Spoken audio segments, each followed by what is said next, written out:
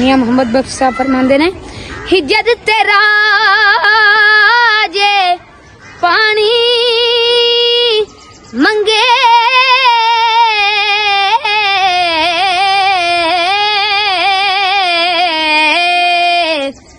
ते मैं खून ना दे गेड़ा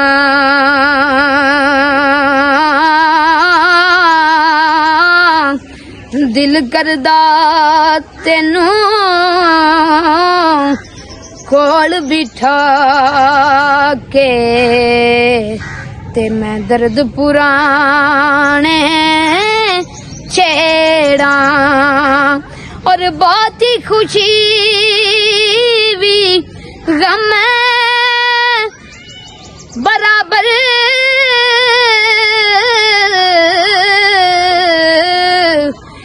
ते इस विच झूठ ना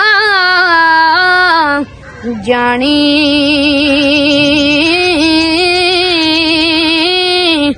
ओ सुक जांदे ने रुख मुहम्मद जिन्हां नू बोता पानी सुक जांदे ने